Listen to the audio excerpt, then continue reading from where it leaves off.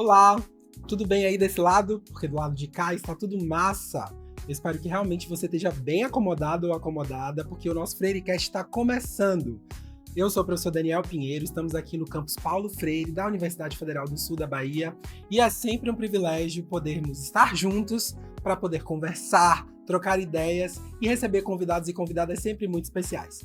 Hoje não é diferente, eu estou aqui com o professor Vitor Pena, meu colega. Eu vou contar um pouquinho daqui a pouquinho, já para vocês, da nossa vivência. Mas queria dizer que é sempre especial ter você, porque você interage com a gente. Então, aproveite, deixe os comentários, interaja com o nosso conteúdo, já dá um like, compartilha também com outras pessoas para que o FreireCast chegue mais longe. Ter os FreireCasters ao nosso lado é sempre indispensável. Como eu dizia, é muito especial ter hoje o professor Vitor aqui conosco. Eu pedi para ele começar contando quem ele é, de onde ele vem, qual que é a experiência dele, mas eu vou subverter o meu próprio convite, o meu próprio pedido, dizendo que, reiterando da minha alegria de ter você aqui, Vitor. Vitor foi uma das primeiras pessoas que me recebeu nessa universidade, então aproveitar o FreireCast para agradecer a sua receptividade. 3 anos depois, estou eu aqui como herança do professor Vitor. Então é muito feliz. Mas Vitor a gente estava conversando, né? É um sudestino que mudou para a Bahia em algum momento. E eu vou pedir para ele começar a contar a história dele a partir desse ponto. E, claro, trazendo outros que ele queira. Seja bem-vindo, professor Vitor, ao nosso FreireCast. Obrigado. Olá, todo mundo de casa. Eu que agradeço o convite por estar aqui. Eu acho que foi uma universidade importante para mim. Foi quando eu entro no Serviço Público Federal. Então, tive experiências importantes com a especificidade da UFSB. E ter tido você como colega de trabalho foi ótimo. Aprendi muito em como trabalhar em equipe, trabalhando com você. A gente teve uma parceria muito boa. Então, é muito bom estar de volta e poder continuar contribuindo com a instituição, com a Você voltou universidade. para onde depois do UFSB? Conte mais para nós. Bom, eu voltei para a minha cidade, que eu tenho como meu ponto de referência no mundo, que é São Mateus, no norte do Espírito Santo. Eu sou de família mineira, que se mudou para a praia no final dos anos 90, enquanto eu era uma criança. Então, eu me identifico mais como capixaba do que como mineiro, apesar de na certidão estar lá que eu sou Isso eu não mineiro. sabia. Para mim é novidade, revelações. Nem é o último capítulo. Então, eu moro no norte do Espírito Santo, na cidade de São Mateus, mais precisamente na praia chamada Guriri. Depois, eu vou para Vitória, capital do estado, fazer graduação. Vou para Minas, faço mestrado lá. Volto para São Mateus, trabalho um tempo na prefeitura. E depois, eu venho para Teixeira de Freitas. Moro 5 anos e meio em Teixeira. Trabalho um tempo na UNEB, Campus 10. E depois, aqui na UFSB, Campus Paulo Freire. Aí depois eu tenho a oportunidade de voltar em 2024, eu volto para São Mateus e aí eu para a Universidade Federal do Espírito Santo, onde eu atuo atualmente. Lá você atua em que área, Vitor? Aqui você colaborava com a gente, principalmente no colegiado da licenciatura interdisciplinar em Ciências Humanas. E lá na Federal do Espírito Santo, quando você volta, você está em que área, continua atuando? Conta um pouquinho da sua formação também. Tá, eu sou historiador de formação, então eu tenho licenciatura e bacharelado em História pela UFES, mestrado em História pela UFOP, Federal de Ouro Preto, e atualmente eu faço doutorado na UFSB, então eu também sou aluno da UFSB. Nunca deixou a nossa comunidade.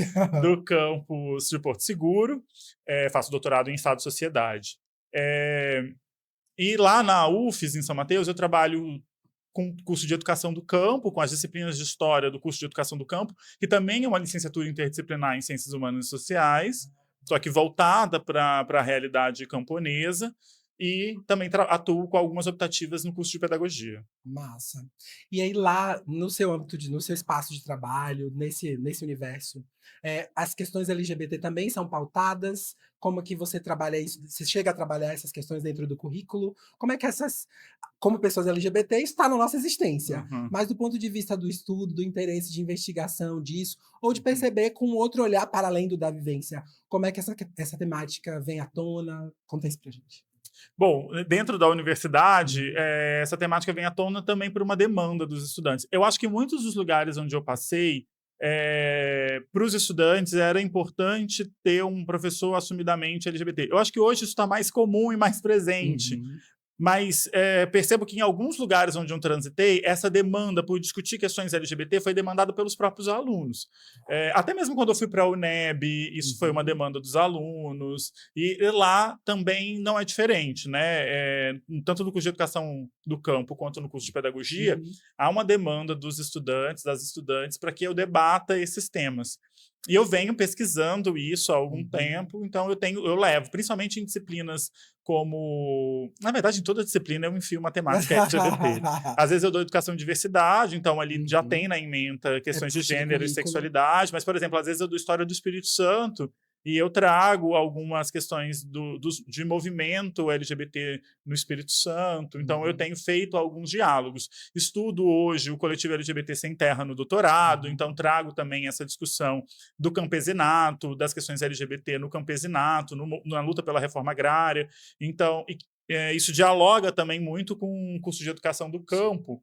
Então, eu consigo fazer esse trânsito de um tema que muitas vezes não é tão comum para o curso de educação do campo, mas que os alunos têm uma aceitabilidade muito boa, inclusive, quando eu levo. Às vezes tem um estranhamento inicial com a temática. E é bom que tenha, né? No sentido de que não é algo do meu cotidiano, mas, olha, isso existe no mundo, então vamos lá. Mas esse estranhamento logo vira uma curiosidade, assim, né? E o curso de educação do campo, ele funciona em pedagogia da alternância. Então, quando os alunos estão lá, eles ficam lá a semana inteira no alojamento anexo ao campus. Então, a gente se encontra muito, jantando, almoçando, no cafezinho da tarde. Naquele período, né? E a primeira vez que eu abordei esse tema, numa turma de primeiro período, eles logo vieram falar comigo: professor, o que significa tal coisa? O que significa tal coisa? Então, foi uma troca muito legal, assim, de debater esse tema das questões LGBT com o curso de educação do campo. É um curso, inclusive, lá, majoritariamente feminino, né? Talvez isso facilite até. A pedagogia, tipicamente, né? E imaginar esse recorte não me surpreende tanto, eu diria. Mas bom saber que a realidade lá... E eles... Conta pra gente um pouco, que a gente tá pensando em termos geográficos, a gente tá no extremo sul da Bahia, né? Ou seja, na divisa com o Espírito Santo e Minas Gerais. E a São Mateus tá muito próximo daqui também, né? Da região. Próximo. Mas aí queria que você me ajudasse a pensar nesse território.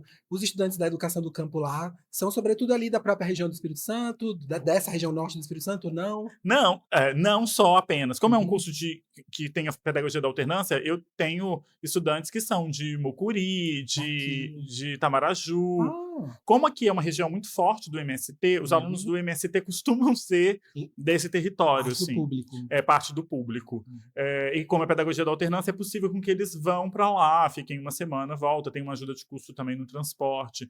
Então, Mucuri, Itamaraju tem estudantes desse território também. Porque é um território muito próximo, né? São Mateus está a 130 quilômetros, 150 quilômetros por aí de Teixeira de Freitas, né? Então, são territórios muito próximos. Estava até conversando antes como são territórios de fronteira que muitas vezes se tornam não lugares, né? Teixeira, quem é aqui do nosso território do extremo sul da Bahia, sabe que por diversas vezes é deslegitimado o lugar de baiano do extremo sul da Bahia. E se eu for pensar, a realidade de São Mateus não é diferente, né? Os estereótipos do sudestino não cabem a São Mateus. Interessantíssimo. Quando você estava trazendo isso, eu fiquei me perguntando, me lembrando, né, dessa realidade que a gente tem aqui, já no que seria o fim do nosso estado, e vocês têm também um pouco essa dimensão, mesmo estando num estado pequeno, né? Relativamente pequeno, comparado com os outros. Mas tem essa diversidade, quer dizer, as pessoas de Vitória, imagino que de fato são descritas ou são lidas como sudestinos, sudestinos típicos, é isso? Acho que Vitória está mais dentro. Apesar de que o Espírito Santo como um todo, a gente até brinca que ele é o Acre do Sudeste, né? Porque ele é o estado esquecido dentro do território tão rico economicamente como é o Sudeste, né? Rio, São Paulo e Minas Gerais tem muito mais expressão demográfica e econômica, né? Fazem sombra ao estado do Espírito Santo. Mas dentro do estado também ter ido para Vitória, por exemplo, quando eu saio de São Mateus, um viadinho de 18 anos se descobrindo que sai de São Mateus e vai para Vitória. O estigma do interiorano cai sobre mim, entendeu? Como se eu não... Eu acho que tem todo um estereótipo do interiorano e também do povo do campo como um lugar do atraso, como um lugar da não produção de conhecimento. Né? A gente que está em universidades nesses territórios enfrenta esse desafio. Muitas vezes o que nós produzimos não é legitimado pelas grandes universidades, os grandes centros. E na verdade, também um grande desafio produzir, né? No sentido de dar, ou melhor, não só de produzir, mas dar visibilidade àquilo que a gente produz em função dessas sombras mesmo que os grandes centros produzem. Mas eu queria lhe perguntar também nesse universo, né? Como alguém que sai da sua cidade, lá de São Mateus, e primeiro nesse movimento para Vitória, depois tem um movimento que traz você até Teixeira de Freitas, agora você retorna para Guriri e São Mateus. Esse seu trânsito te faz perceber diferenças ou características mais particulares do movimento LGBT ou das comunidades LGBT nesses diferentes lugares? Tem nuances que você acha interessante de comentar? De onde é que elas vêm? Bom, a minha aproximação, sendo bem sincero, com o movimento LGBT, ela é uma aproximação recente. Eu sou um acadêmico que já há mais tempo estudo movimentos camponeses, né? Se você for pegar minha trajetória, eu tenho uma trajetória acadêmica em movimentos camponeses. Então, desde a graduação, estudo movimento agrário, estudo luta por terra. Só que no mestrado eu fiquei com um desgaste, assim, por conta das questões LGBT. E aí, não só as relações campesinas, mas também as relações do universo da esquerda como um todo, e de qual é a aceitabilidade de um pesquisador homossexual nesses territórios, enfim. Então eu fico um pouco desgastado. Eu fico um pouco desgastado do movimento agrário, apesar de continuar defendendo a pauta. E aí eu vou mergulhar em outro movimento social. Eu sou um pesquisador que pesquisa movimento social. Para mim faz sentido fazer com que a academia dialogue com os movimentos sociais, com a sociedade civil. A gente também é civil, mas com a sociedade como um todo. E aí eu vou estudar movimento LGBT. E aí eu vou ler historiografia, o que a produção acadêmica tem. Mas a mudança... Mas só para eu complementar, e só para fechar esse ciclo. E aí eu me deparo com uma historiografia, uma bibliografia muito centrada no eixo Rio-São Paulo e Salvador, por conta do Luiz Motti, GGB, que teve uma visibilidade muito grande na época, né, de sua criação, até hoje, né, o movimento é a instituição mais antiga, né, em funcionamento. Mas fora desses grandes centros não se encontrava nada. E aí eu vou buscar outras coisas, entro em crises acadêmicas de pesquisador. Que faz parte. E aí encontro o coletivo LGBT Sem Terra, e aí encontro um movimento que está dialogando as questões LGBT fora dos grandes centros, pensando o povo camponês. Então isso, para mim, dá um match, resolve a minha crise inicial. E aí isso na Bahia é muito forte. Alguns estados, você vai ter um movimento LGBT sem terra mais forte. A Bahia é um deles. O Espírito Santo ainda é um estado em que está articulando, está tendo uma articulação. Existe já um dirigente estadual, mas ainda não tem a força política, a força... não tem tantos... Você fala em termos de volume? Em volume de pessoas, Não tem tantas pessoas dentro do coletivo lá no Espírito Santo como tem na Bahia, né? Não, eu ia perguntar, acho que você respondeu depois, era exatamente isso. Porque você fala dessa virada de chave, mas imaginar como que dentro das pesquisas mais amplas sobre movimentos sociais, esse tema em específico, esse recorte específico vem à tona, e aí você contou isso, né? Mas então, transitando nesses espaços, aí eu volto com essa questão. Há particularidades, você nota, ou esse lugar, inclusive, onde você está fazendo esse trânsito, em alguma medida, é em si, apesar da fronteira, né, apesar da divisa, um grande ambiente para essa comunidade, enfim, como que você vê essa? Eu acho que tem algumas coisas que precisam ser pontuadas, assim. Eu acho que as diferenças que você vai tendo são diferenças de estilo de vida. O estilo de vida da população LGBT da cidade, sobretudo o homem gay da cidade, porque o mercado trabalhou muito essa imagem do homem gay. Ela está muito atrelada à ideia de consumo, né? Se a gente for pensar, na década de 90 e anos 2000, a gente tem a construção da cena GLS. Ainda era isso. E aí, curioso, não é um GLS que virou LGBT. É importante a gente pontuar isso. GLS não foi um termo criado por movimento social. GLS foi um termo construído pelo mercado. Um rótulo. Foi um rótulo de um produto.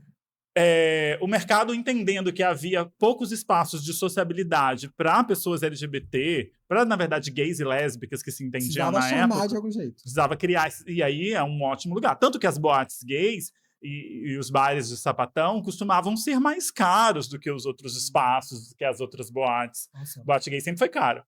Então, boates GLS, né? Aham.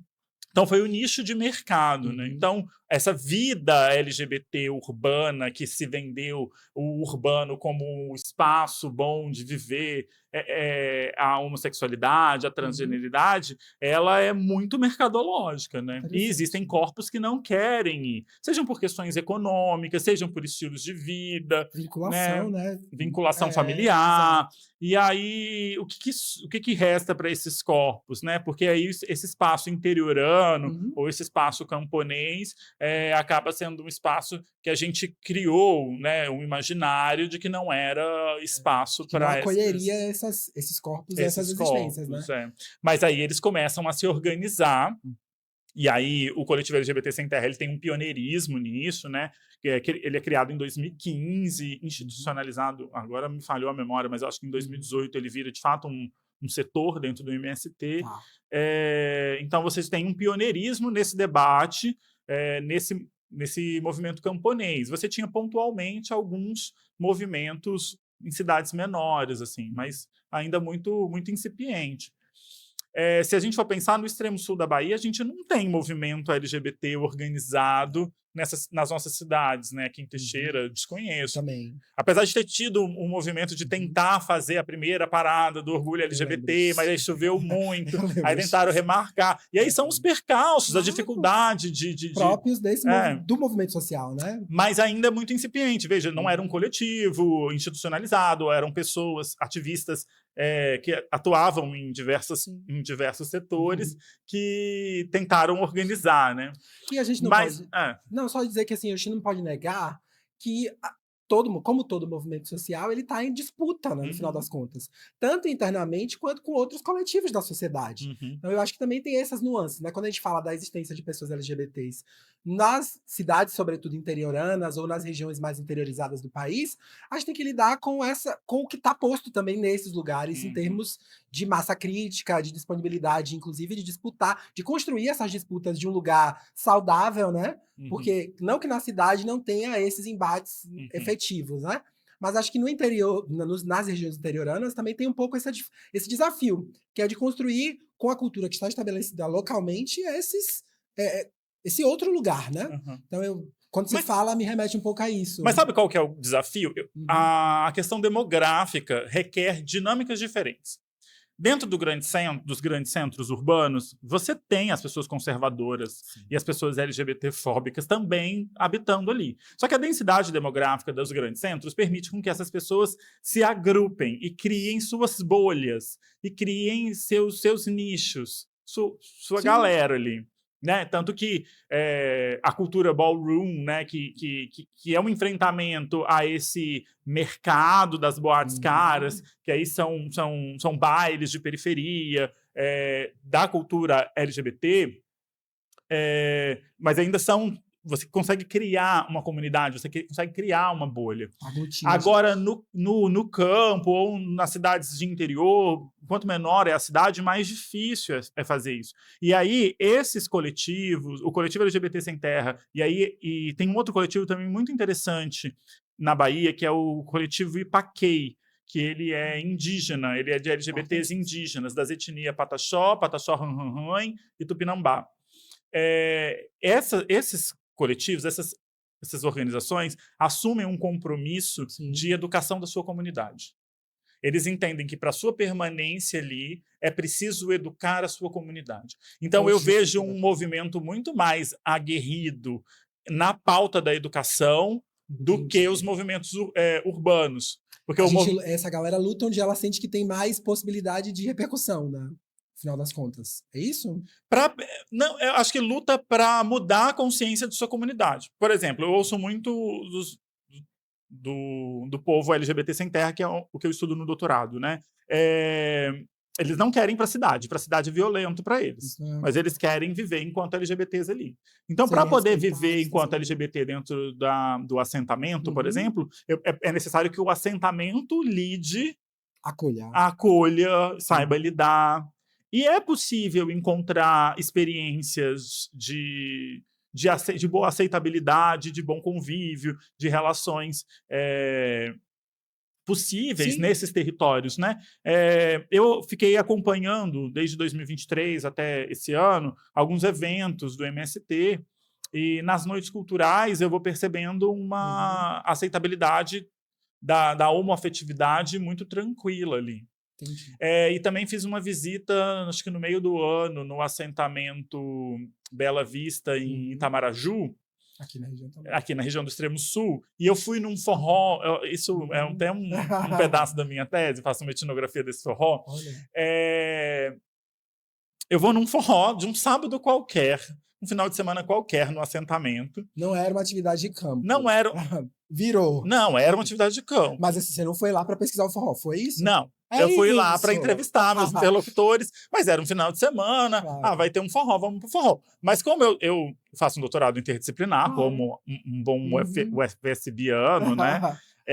Então eu mesclo metodologias da história com a antropologia. Então a Massa. etnografia já vem perpassando o meu trabalho. Uhum. E quando você assume a persona etnógrafo, qualquer lugar é passível de Perfeito. etnografia, né? Então o forró, eu fui pro forró meio que com esse olhar já. Então Claro. não foi... Você não deixa a persona pesquisador em casa e sai, nunca. Isso. É sobre isso.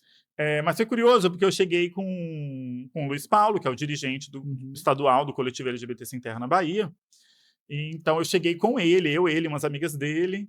Então as pessoas viram que eu estava com ele. E ele é Claro. assumidamente gay na comunidade, ele é professor da escola da comunidade. Tá. E aí uma hora eu cansei do som, vou resumir. Eu cansei do barulho, porque era um forró de paredão, né? Não era um forró com banda, né? Era uma coisa bem de final de semana qualquer. Sentei numa mureta, assim, e se aproxima um cara, nunca tinha visto, dali da região, pergunta se eu era amigo do Luiz. É muito curioso que ele pergunta se eu sou homossexual, ele usa esse termo, Olha. que eu acho que é um termo que ele estava preocupado em não... Ser cuidadoso, em ser né? cuidadoso, e Não não te ofender, não te isso. colocar... Então ele buscou um termo mais seguro. Com passabilidade. Aí eu falei que também era, aí ele me chamou para dançar forró, dancei forró com ele. Não vi nenhum estranhamento da comunidade do fato dele ter me chamado para dançar forró, de eu estar dançando forró com ele. Então ali me pareceu um ambiente muito tranquilo dessa sociabilidade. Aí eu fiquei pensando como é legal que está sendo construída sociabilidade LGBT em outros espaços e não só nos grandes centros. Eu acho fundamental esses aspectos que você levanta, porque lembram a gente, a todo mundo, né? Que nada disso, que a gente não pode esperar que os resultados que a gente necessita sejam produzidos de maneira natural, ou seja, que eles brotem, né? Então, seja num grupo, qualquer grupo social, qualquer coletivo, pode tanto aprender sobre essas possibilidades de sociabilidade, quanto pensar práticas de ensino dessas sociabilidades, né? Então, é indispensável que a gente se antene, tanto enquanto educadores e educadoras, eu falo aí do meu lugar específico, que inclusive não sou pesquisador de gênero, mas que tenho essa presença e preciso, então, trabalhar essas temáticas. Sou formador de opinião, como as pessoas gostam de descrever, né? E acho que outros professores e professoras precisam se antenar e se entender como sujeitos nesse lugar, quanto outros coletivos dos mais diversos, né? Tanto nas cidades de interior, como é o nosso interesse aqui, quanto nas grandes capitais. Isso não vai acontecer de maneira natural. E também não vai ser por decreto, né? Quer dizer, ter uma lei, ter um indicativo que te obrigue, mas assim, tem que ter outros instrumentos, inclusive nessa linha, me parece, que é percepção da própria comunidade ou do próprio coletivo.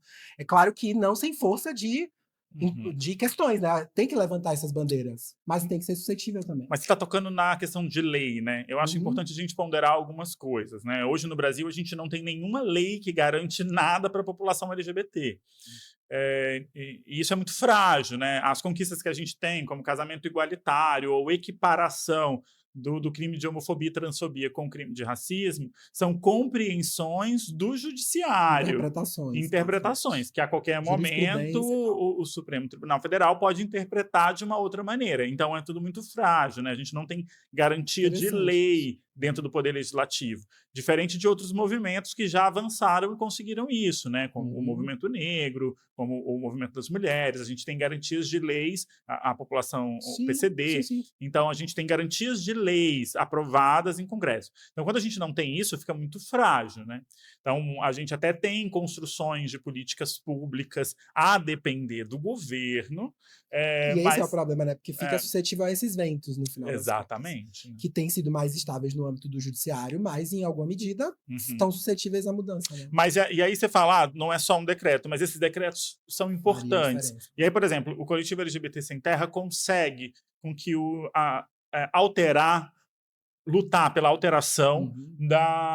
das normas do MST.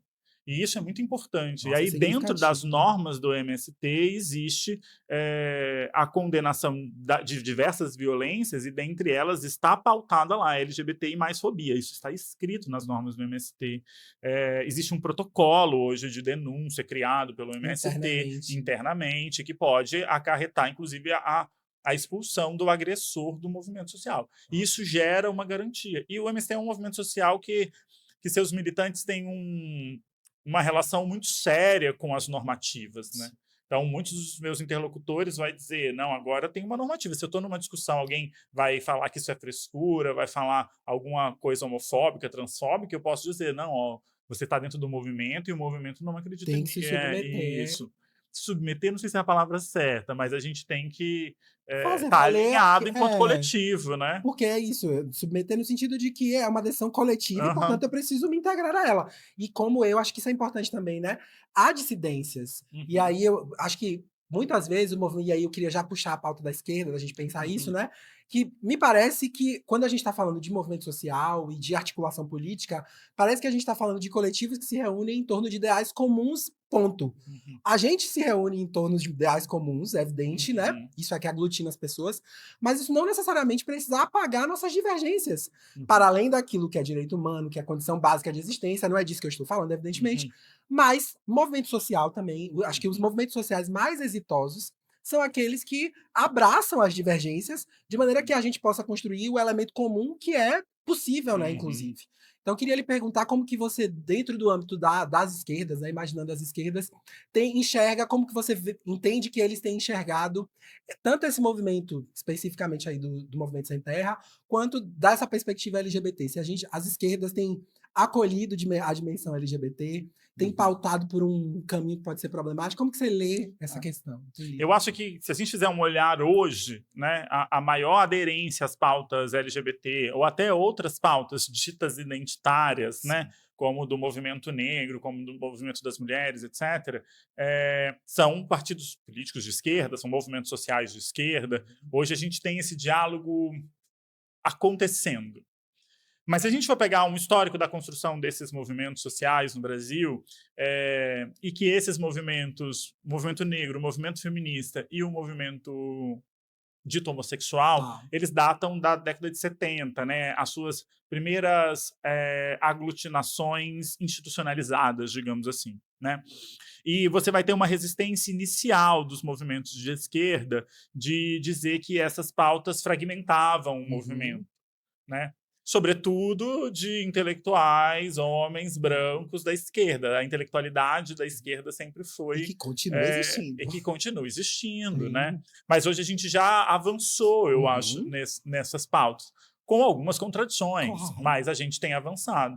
Mas desde a década de 70, início da década de 80, a gente já vai ter intelectuais desses movimentos que vão pautar a necessidade de uma integração dessas pautas, né? Lélia Gonzalez, você pega escritos dela do final da década de 70, ela vai dizer que o movimento negro unificado, do qual ela fazia parte, precisa de ouvir as mulheres, precisa de ouvir os homossexuais, precisa de dialogar com a esquerda, aglutinando todos esses processos de subalternização, né? Então, você já vai ter intelectuais da década de 70, que depois a gente vai chamar de interseccionalidade, né? Então, hoje, Lélia Gonzalez é tida como uma intelectual da interseccionalidade, mas ela mesma não usava esse conceito. Esse conceito foi criado depois.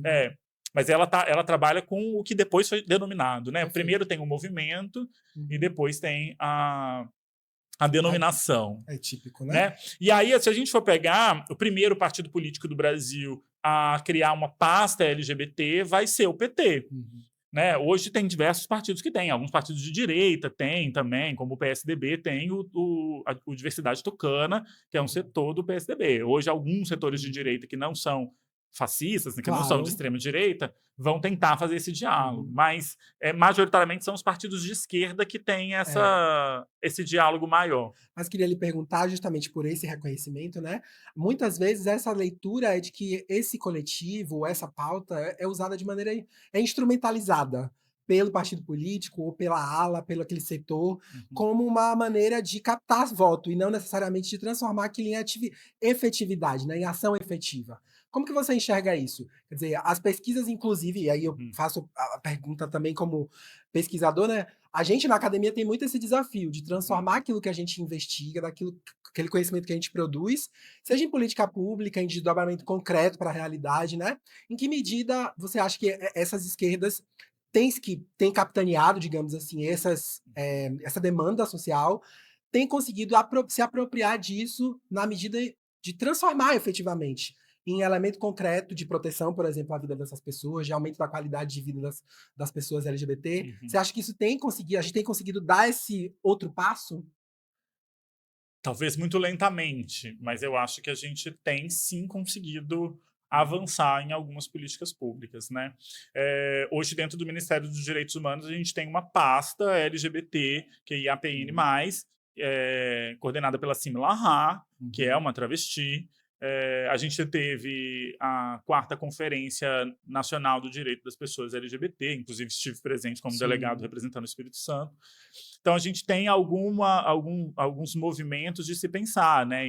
Inclusive, a Simila Ha tem um bom diálogo com o coletivo LGBT Sem Terra, tem um bom diálogo com os coletivos LGBT indígenas, tem pensado em possibilidades de levar políticas públicas para esses territórios, né? Então, a gente tem avançado, acho que muito pouco, talvez, acho que a gente tem muito o que avançar, mas a gente já tem hoje construções de diálogos bem melhores do que o que a gente tinha anteriormente. E você aí, para amarrar um pouco mais essa questão, você é do tipo que eu acho também que a gente está vivendo um momento, a gente já viveu mais intensamente, mas agora acho que isso não vai sair do horizonte nunca, né? Você tem assumido a perspectiva da cautela em relação à crítica à esquerda naquilo que ela ainda é, por exemplo, como você comentou, da lentidão, da, né, não resposta no volume ou na rapidez que a gente gostaria, ou você não tá, tipo, não, temos que atacar, porque atacaríamos no sentido de criticar e dizer que isso é um problema, seja esse coletivo que agora a gente está, né, mencionando como sendo de esquerda, ou sendo outro, né? Eu ignoro isso. Falo porque eu tenho visto essa tensão entre, nossa, temos que ser cuidadosos, porque o que tivemos fora disso foi um não lugar, sabe? A gente sendo atacado o tempo inteiro de maneira, né? Então você entende que eu quero colocar, Eu né? entendo, mas eu acho que tem problemas que a gente tem que resolver dentro de casa. Boa. Eu acho que é importante a gente ter Boa. essa dimensão de quais problemas são internos, e a gente vai debater isso internamente, e quais são externos. A gente também tem outras disputas para além da pauta LGBT. E é muito curioso a gente ver isso, né? Hoje a gente tem políticos LGBT, que talvez tenham sido eleitos majoritariamente pela pauta LGBT, mas que estão dialogando com outras pautas, né? Eu queria chegar. A Erika Hilton. A Erika Hilton e a pauta pelo fim da escala 6x1. Isso é E é curioso, porque algumas pessoas já me falaram, curioso ela vir com essa pauta, né? Ela não é do identitarismo? Surreal, né? E você fala, você não está entendendo nada, meu querido. Você não está entendendo nada. Sim. Essas pautas não estão isoladas, né? E a gente tem feito essas disputas e a gente tem dito que essas pautas não são isoladas, né? E isso é uma coisa, por exemplo, que eu tenho aprendido muito com o coletivo LGBT Sem Terra, por exemplo. Se a gente for pensar, um problema que o campo vive é o êxodo rural. Né? Eu acho que no outro podcast isso até foi tema. A gente já pautamos isso aqui. Isso. Por exemplo, então, se eu garanto que essa população LGBT tenha uma sociabilidade, uma vivência possível, não vai sofrer violência, colabora para a permanência desse sujeito naquele território. Então, eu combater a LGBTfobia no campo, eu contribuo com a permanência desses sujeitos no campo. Então, eu Evitar o ajudo êxodo o rural. próprio movimento de luta por terra. Inclusive, eu faço com que esses sujeitos permaneçam enquanto militantes Exato. do movimento, né? E os indígenas já vão por um outro caminho, assim. Eu tenho aprendido muito... Eu vi isso uma vez, não me lembro quem, mas era alguém tupinambá de Ilhéus, discutindo como às vezes a aldeia incorpora discursos da colonialidade, né? E que é preciso romper. E aí eles vão para esse discurso de como a própria LGBTfobia, né? Essa lógica binária de gênero... Isso não estava lá, né? Não estava lá. Isso veio do colonizador. E aí eu ouvi isso muito interessante, assim, a necessidade de diferenciar ancestral e antepassado. Conta pra nós! Não, Agora. porque muitas vezes os mais velhos dessas comunidades têm pensamentos mais conservadores, mas que não necessariamente são pensamentos que dialogam com a ancestralidade.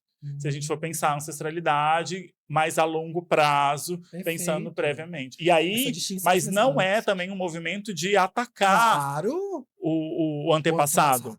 Entender o lugar isso, que ele ocupa dada a sua trajetória. E a necessidade de dialogar, e a necessidade de educar a sua comunidade. Isso sempre está pautado. Não há uma necessidade de ruptura.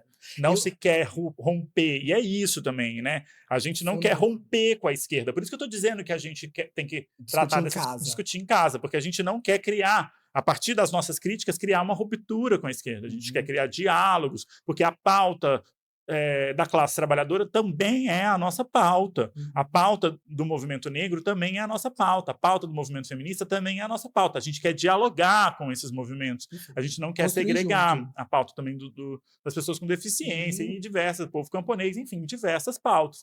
Então a gente precisa de integrar, né, todos esses espaços de subalternização.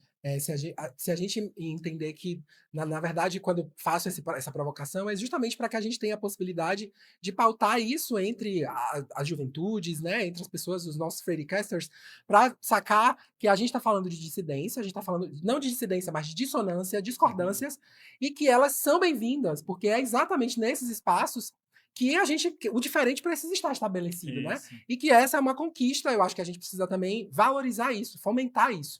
Não como sendo algo que, de fato, nos divida. Eu acho que essa possibilidade da divisão, inclusive, ela pode existir, ela está no horizonte, mas ela não é a primeira ação. Não é para isso que nós agimos, né? É muito mais para aglutinar, porque a nossa força, ela é muito mais presente do que aquilo que nos aparta, que nos separa, né? Daquilo que nós discordamos. Mas acho que isso é muito bem-vindo. A gente está caminhando para o fim. Mas eu acho que essa contribuição da união dessa coletividade é uma contribuição que esses movimentos sociais, o LGBT, mas outros também, têm contribuído a partir das discussões interioranas, em que não é possível eu me separar e viver na minha bolha. Então, eu preciso de integrar a minha comunidade, educar a minha comunidade, fazer com que isso funcione a partir do coletivo. A coletividade, a ideia de coletividade é primordial para que a gente consiga avançar nessas pautas. Perfeito, perfeito. Acho que foi essa recuperação que você faz agora, ela marca muito essa proposta que a gente estava. A ideia era discutir exatamente não a partir de recortes, né? Mas tentando imaginar como que essa dimensão da vida e da existência LGBT atravessa essa presença no território em regiões mais específicas, né? Mas, Vitor, antes da gente avançar e concluir, né, fazer a nossa amarração, eu esqueci de comentar no começo, mas vou te surpreender agora.